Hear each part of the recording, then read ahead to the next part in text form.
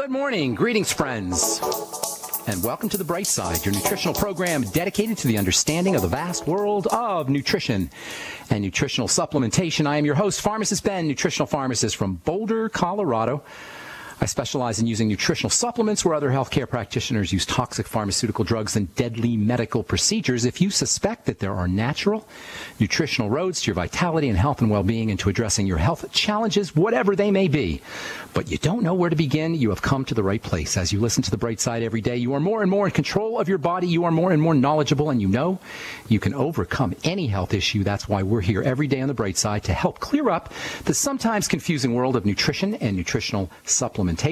Over the last 28 years of practicing pharmacy, I've seen drug-free recoveries from diabetes and hypertension and obesity and skin diseases like psoriasis, eczema, rosacea, acne, digestive ailments, autoimmune issues of all kinds. Recoveries that by the standards of modern medicine can only be called a miracle, but what is in the world of the body, what is in the world of biology, standard operating procedure, because the human biological system is a healing system, it's a regenerating system, it's a renewing system. It is designed divinely to heal and renew itself on a moment-to-moment basis, and while some folks may call that healing system a miracle, it really is no miracle at all. It is just the way the body works. If you have questions about the longevity products, the ones I take and the ones I recommend, you can call the Brightside Ben phone team at 866-735-2470. That's 866-735-2470. They're friendly, they're knowledgeable, they know all about the longevity products, and ask them about joining the Brightside Ben team for a one-time $10 fee. You can start yourself a longevity business. Get all the tax benefits associated with having your own business. Get your products at the wholesale price and help spread the word about the power and importance of a good nutritional supplement program. You can also head over to my website, brightsideben.com. We've got a shopping cart up with all the longevity products and a Join the Team link that you can click on. And also, I want to encourage you all to check out my blog, pharmacistben.com.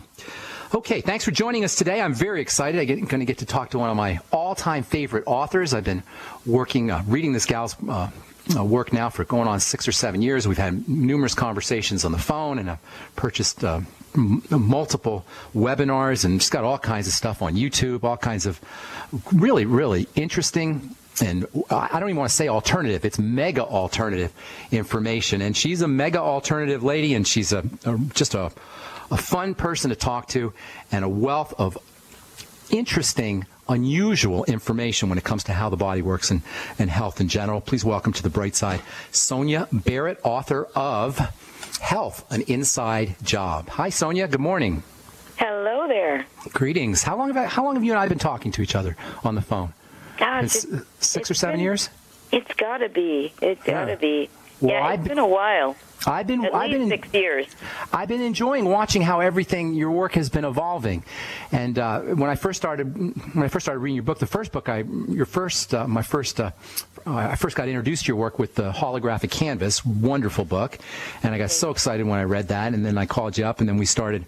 I think you were on an old radio program of mine, and then I kind of watched how your work evolved until sort of culminated with this latest book, Health, An Inside Job, which is really about the health of the body and the business of disease. And when I first got your emails on that, I was like, gosh, this is like right up our alley. This is what we talk about every day on The Bright Side. So why don't you tell our listeners a little bit about yourself, how you got involved. Tell us a little bit about our listeners about the unusual aspects of your perspective, and then how you got into this whole idea of exploring health as a business and health really as health as it's a business and health as it's really an inside job.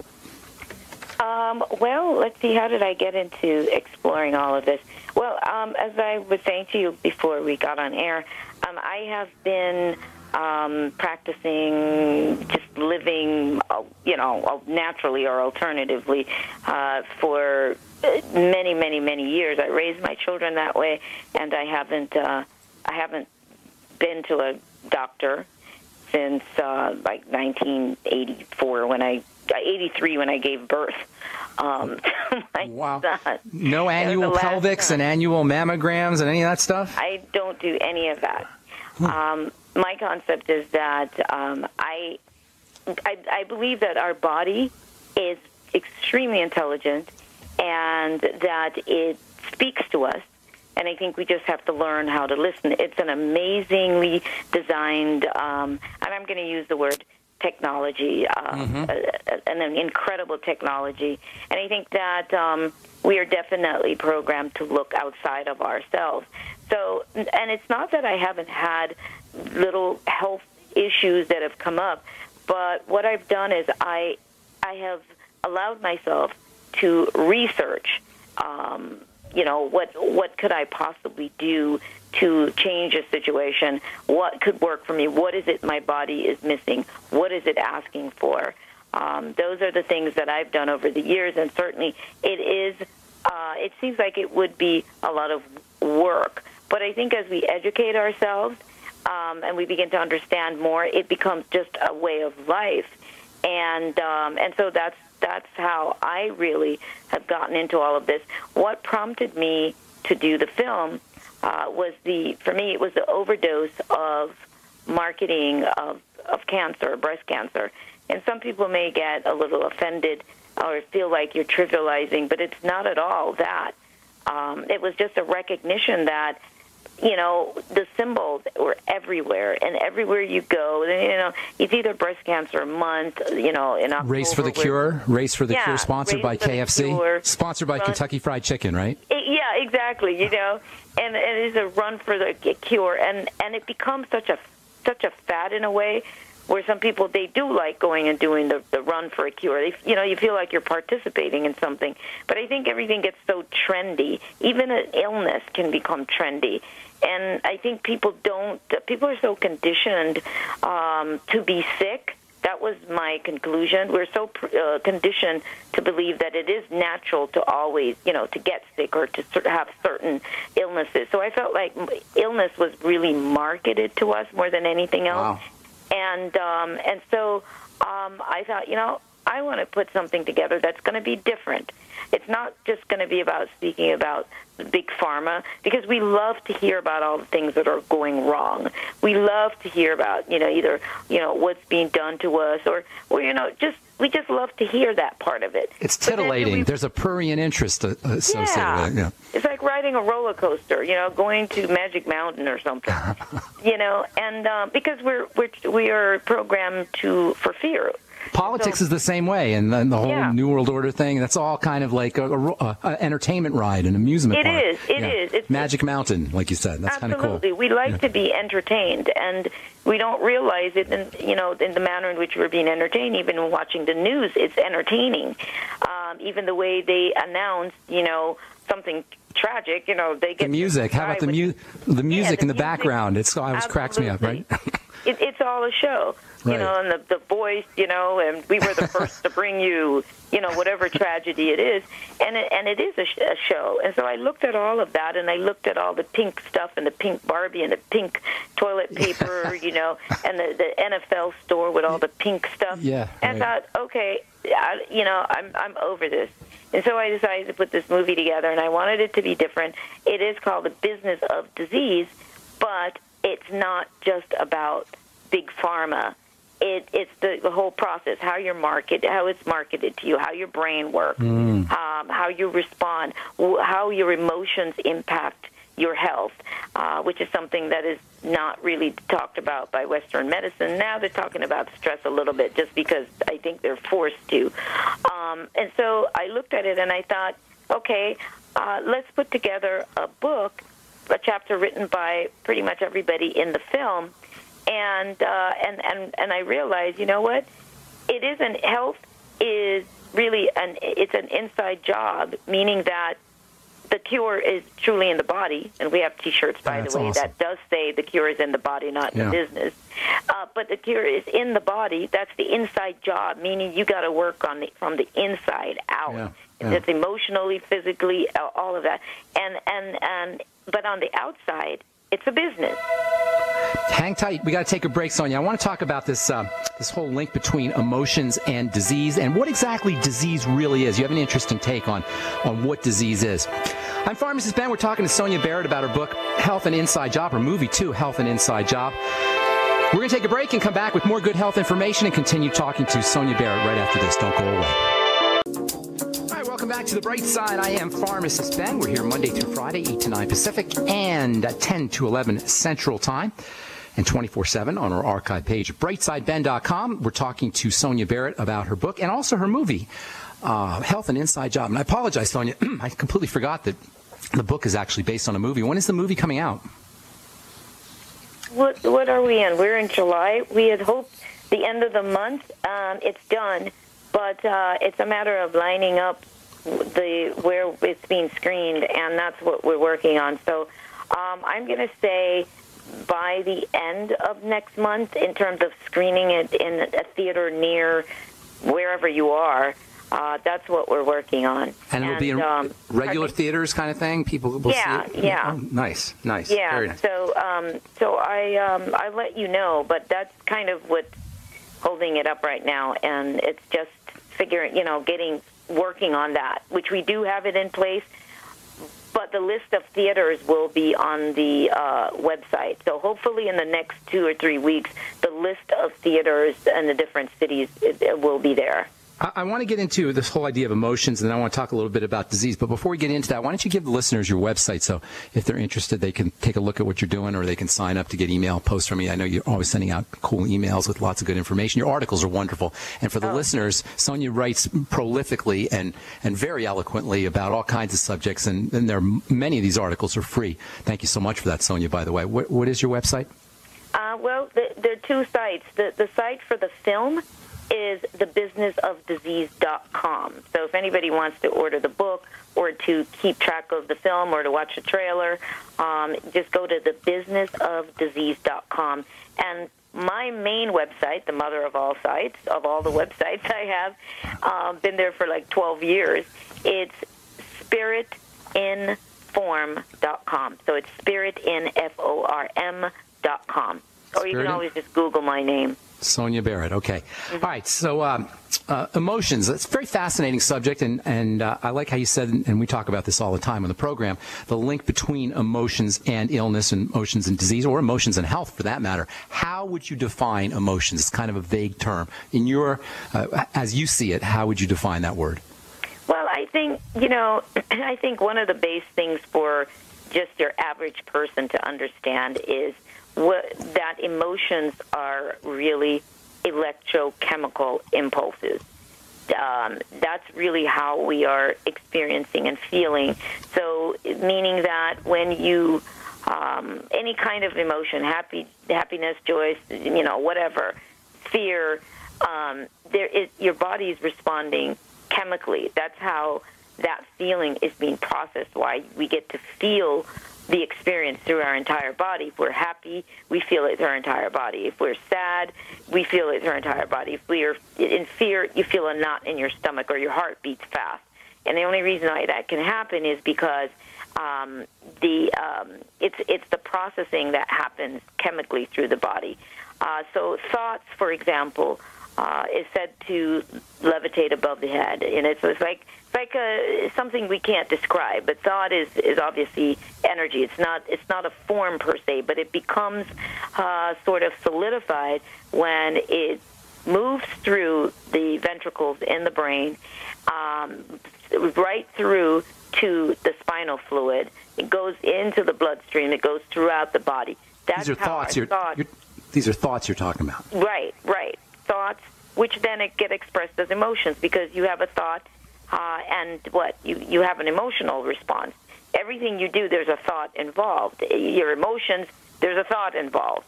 So it's moving through the spinal fluid and through the entire body, and that's why. And it's bathing the cells. Because remember now, the spinal fluid it bathes the cells to begin with. So if your thoughts are being processed that way, and if you realize that your emotions are electrochemical impulses, then it would only make sense then that all of your cells and everything is going to be impacted by your thoughts. That's the only way your body could react. And so if you are stressed, if you are in fear, if you are unhappy, whatever it is that we are experiencing, our body is going to respond. And sometimes it's challenged when it's going through a lot of,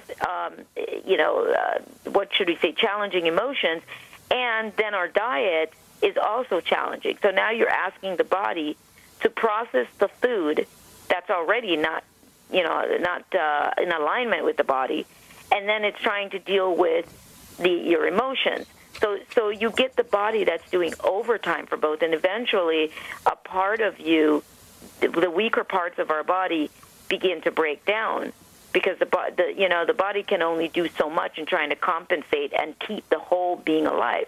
That's the responsibility of the body, is to keep itself alive by whatever means necessary. So when it's overdoing, overworked, you see results of illness, some sort of illness.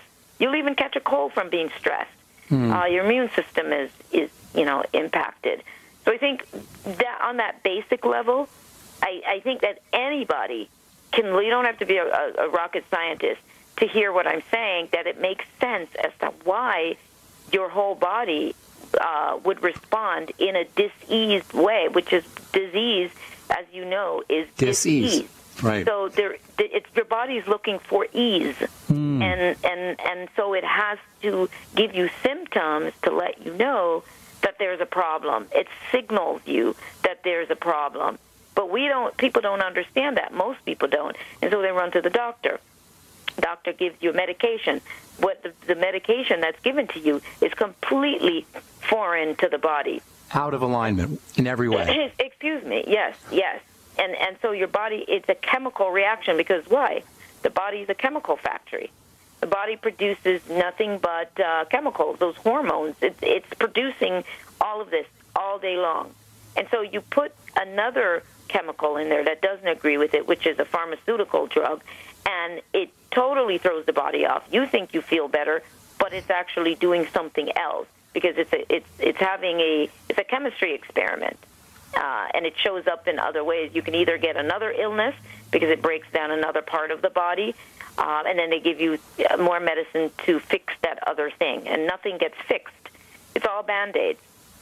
So it's interesting because the way I'm hearing you say this, thoughts and emotions are really physical, correct? Yeah, that basically they are. Yeah, at first they start out as, I guess some sort of energy substance, and then eventually, yes, then they work their way throughout your body, and it does become physical. So because how can now you're responding to it. So of course it makes sense that dis-ease, or ease for that matter, would automatically result from emotions and thoughts, correct? Absolutely. Automatically. Our belief systems, absolutely. Our belief systems play a huge role in it as well, because you're making choices and managing your life based on beliefs that you have. So do you we'll take this when we come back from our break, but I want to ask you, do you attribute nefarious or insidious motives to this kind of manipulation of our beliefs and manipulation of our emotions and our mental nature? I want to think about that when over the break, and then we'll address that when we come back. I'm Pharmacist Ben. You're listening to The Bright Side. We're talking to Sonia Barrett about her book and her movie, Health and Inside Job. We're coming back at you with more good health information right after this. Welcome back to The Bright Side. I am Pharmacist Ben. You are listening to The Bright Side, and we're talking to Sonia Barrett about her book and movie, Health and Inside Job. Sonia, before we went to break, I wanted you to think about this question and answer it. In terms of all of your work, you're always talking about the nature of the game, or reality is the game. And in fact, you actually asked the question in your book, Journey of Possibilities, who controls the game? Do you attribute nefarious or insidious kinds of forces to this manipulation of emotions and mind and the ultimate manifestation of disease, or is it just something that showed up on its own organically? You know what? I think that it does involve all of that. I think that because we are so gullible, and I think because there is such an old program in I think most of humanity to, I think, operate in this manner, that people don't realize when they are being manipulated. And and there is a level there of manipulation. Manipulation is it's sort of difficult to pin it down in a sense, because you have people like Bruce Lipton and Dr. Ernest Rossi that dig into it a little bit further, and I think Dr. Rapai as well, in a sense of how we're being manipulated in marketing. And what the conclusion is that they actually sell to your subconscious mind, not to the conscious mind. And the reason why they're able to do that is because they feel that deep down all they're doing is giving to us what we want. And the question is, what is it that we really want? And so because of the old programming for fear and all of that, in one way, they are giving us what we want. But there's an original programming there. So you have to look at that, belief systems, all of that. And so your subconscious mind is wanting, these things to sort of take care of that fix that we have. We have a fix for excitement, for fear, for all of those things, as I mentioned. But the conscious mind may go, well, I don't want that. But deep down, our lives are run from the subconscious level, and marketing companies know that. And so that's why they appeal to that part of us. Does that make sense? Do you think disease gives our life a sort of meaning in a perverted way? I'm sorry, does disease give our life meaning in a kind of perverted, twisted way? Yeah, well, the film even kind of makes that reference as well. With Dr. Rapai, with the statement that he makes is talking about our identity, that we need an identity, and you get to identify. I am a diabetic. I am a cancer survivor. I am. Yeah. That's what the film talks about, and he does mention that. And especially in America, because each place is a little bit different. But in America, as he mentioned, there's a strong identity thing here. What are you identifying with? Who are you? Yeah. Identity theft. How do you like identity? I am a survivor. Identity theft. Do you ever hear Absolutely. that? I love that idea. Yeah. We seem to be obsessed with the idea of identification.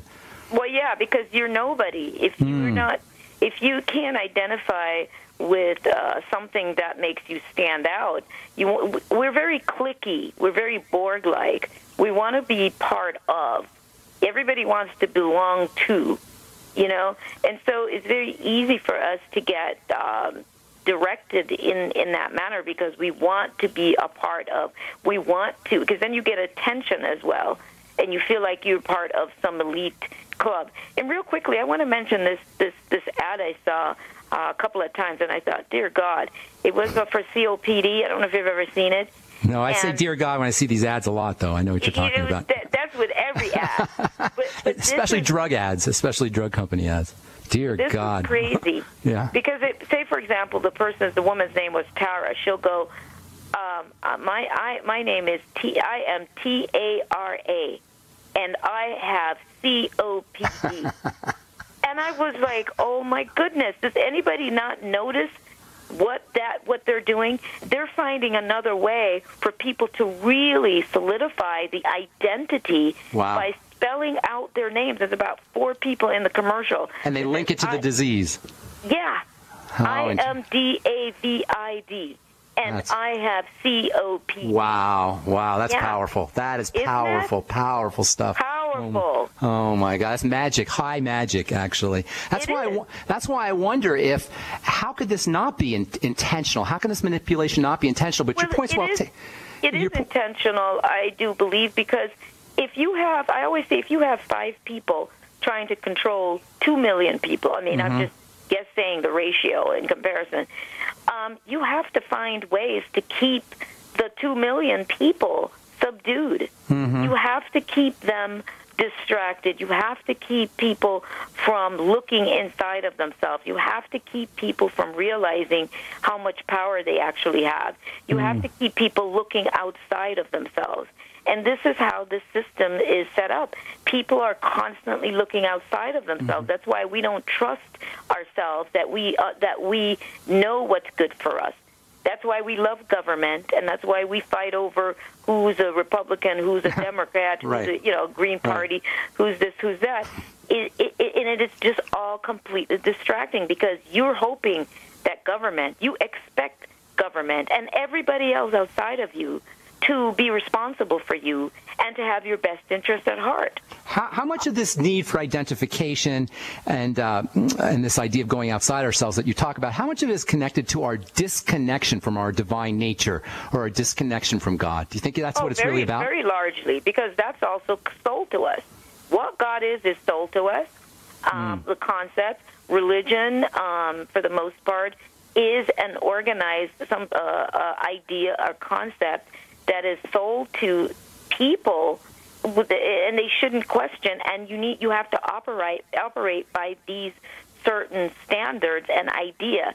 So this goes all the way through, and so people are very disconnected from that greater aspect of themselves because they're relying on somebody else to tell them who God is, what God can be, and you need a third party because you are not you're not worthy of connecting directly to anything that could be more expansive than you. You always have to have a third party that you go through, and hence, the Pope, hence, the minister, hence everybody else, but not you, because you are not great enough to make that connection on your own. How ironic that even the brilliant, insightful, and divine words of Jesus Christ, look within, look to the kingdom within, or greater works than this shall you do also. Even that's sold to us. I love that one. But even that's sold to us. All of it. But Sonia, even that is sold to us. Even that we have to go through to get to that message. We got to go to the church. To get to that message, we got to go to the officials. How ironic, right? All of it, because you're just not smart enough. We're just not smart enough to do it ourselves. To do it ourselves. All right. When we come back from our break, we'll talk about how all this relates to health and disease and how all this connects to the medical model. I'm Pharmacist Ben. We're talking to Sonia Barrett. Health, an Inside Job is the name of her book and her movie. She's got also a couple other really wonderful books, The Holographic Canvas and A Journey of Possibilities, which is a collection of Sonia's essays. Her website is spiritinformed.com. We're coming back with more good health information with Sonia Barrett right after this. Don't go away. Welcome back to The Bright Side. Got one more segment with Sonia Barrett, author of Health, an Inside Job, and as well as producer, I suppose, of the film Health, an Inside Job, and the book The Holographic Canvas as well. So, Sonia, we talked about emotions, we talked about the mental nature, we talked about the medical model. How is it that, in your opinion, we can, or if we should, interface at all with the medical model, with doctors, with drugs, with insurance companies, etc.? I think that everything has its place, and I think there are certainly situations where they play their role. But I think what's happened is it's gotten out of control, where people are using those systems as the most prominent way of taking care of themselves. We go to the doctor for a checkup every year, and of course, I am never telling anybody not to go and get a checkup. I'm definitely not advocating that. But for me, my thing is, what am I looking for? What am I checking for? Am I expecting to find something? But see, for me, I expect to find nothing. So I'm not going to check for anything. But that's just me. And part of why I'm able to do that is because I am responding to my body's call every time it shows me something. I am responding. I'm taking care of it. And I'm not waiting for the doctor to be the one to tell me about what my body is doing. The doctor does not know my body. He does not. No doctor knows your body like you do. And so I think that we have to recognize what the role is that those mediums play in our lives, how much we depend on it in terms of our children and our families. Insurance, I think that is the craziest thing, in my opinion. It is just the craziest thing. You have people who are very healthy, they're fine, but everybody's so spazzed out about making sure that they have health insurance. That is one of the biggest programs that's been embedded in us, because the idea of insurance is just in case. That's what insurance means, just in case something happens. So we live in this survival mode anyway, but we live in anticipation that something could happen at any moment. Yeah. Not only that, but we are conditioned that by the time we reach various ages, that we are going to get sick, which is something the film also mentions. It talks about. It's like by a certain age, by the time you hit 50 or is it 40? I don't even know anymore. So you're told if you're between the age of 40 and 80, now you're sold a certain kind of insurance. You're sold life insurance. Everything that sets us up, sets our minds up, sets the subconscious mind up, sets our belief structure up, our perception up. It's a setup to automatically buy in, and I use the term buy in because we don't think of it like the stock market, but we buy into things, into belief systems with our what? Emotions, and emotions are what? It's our energy. So we are purchasing these concepts sold to us through our life force. That's ultimately what it is. Your life force is invested no differently than when you work for somebody. You are paid, you're compensated for your life force, for your output, for the energy that is used to make your hands move, to put those pieces together. It's the mechanical energy. It's the energy that you put out that we're actually paid for. If it's brain power, if you were hired because, whatever your brain to design, a lot of that is coming from the brain work that you're using. But either way, it's your energy, just like a power plant. What the heck wants our energy? For your energy. What the heck wants our energy so much? Pardon me? What is it that wants our energy so badly? Well, for the resources, for various things. Fear is also puts out a great amount of energy, which is why you get so many, you have all this feeding of fearful stuff with the news, and you get on Yahoo or Google, and there's always something in the headlines to scare you. Now you get a mass amount of people vibrating on that same level. That's a lot of fear being put out, and that is a lot of energy.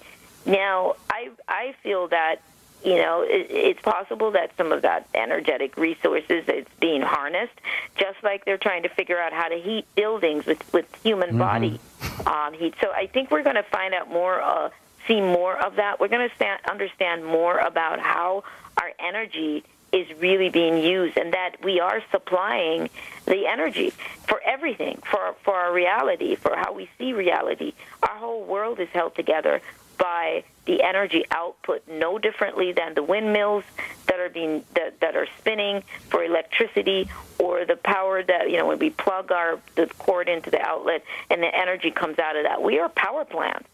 Wow. Now, I've got so much I want to talk about here. We only have a couple more minutes. Where does food fit into this whole equation? Well, again, as I mentioned in the very beginning, that's such chaos and confusion too. I'm kind of so annoyed with that as well, because when we are being told, about our health and about how important it is to eat well, then that gets used against people too. So now you have companies that are BSing and selling you products that they're saying are organic and are great, and they're not. Everybody's jumping on the bandwagon. Walmart at one point wanted to be the biggest organic sellers, and come on now. Walmart, and they buy up all these other companies that were originally authentic and good companies selling great products. So our food is really measured based on the frequency of our food, meaning the level of frequency or vibration of the food, how much life force is in our food. And so we need to understand when we're eating foods that are really dead and foods that are more alive. That's the difference. And if you have pesticides and stuff on your fruits and vegetables, contrary to what they're telling you, that there's no difference between organic and pesticide-ridden foods, it makes sense. Come on. If somebody's spraying your food with a chemical, and over here you have food that's not sprayed, what do you think? Knowing that the body's a chemical factory, the body's got to process the chemical that comes off of your fruits and vegetables to begin with, and then your body's impacted by that as well. So if you are in a depressed state, sad state, struggling, surviving, all of those things, whatever the low-grade emotional state is, again, your body has to try to process the dead food along with trying to keep you alive because you're feeling down, and you feel how you feel when you're depressed and when you're sad, how the body just it wants to go sit in a corner. You almost just want to disappear. So the body is trying to keep you alive despite the chemicals that are being produced in your brain to continue the addiction to maybe your depression or your sadness or whatever it is you're feeling. And that's how we get addicted to our emotions, to certain emotions. So the food plays a role in that sense. If we could be in a happy mood, we're in the best mood, and you eat something that might not be so great, guess what? It doesn't impact the body quite as drastically as when you are in the most down, emotional state as possible. You're actually better off if you can eat a Twinkie and it won't impact you as severely as it will if you're already depressed, sad, feeling down about yourself, all of those things. Okay, we got about... It becomes acid. Let me just say that.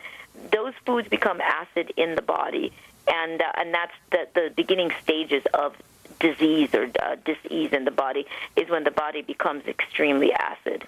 All right, we got about a minute and a half. Somebody out there with cancer, with an autoimmune disease, somebody who's struggling with some kind of sickness they just can't seem to shake. They're on drugs, they're seeing doctors. Give this person or these listeners who are in this kind of condition 1 or 2 or 3 action steps that they can take right away to start to turn things around. I think first action step, my life. What am I feeling in my life right now? When did this begin? What was I going through when this started?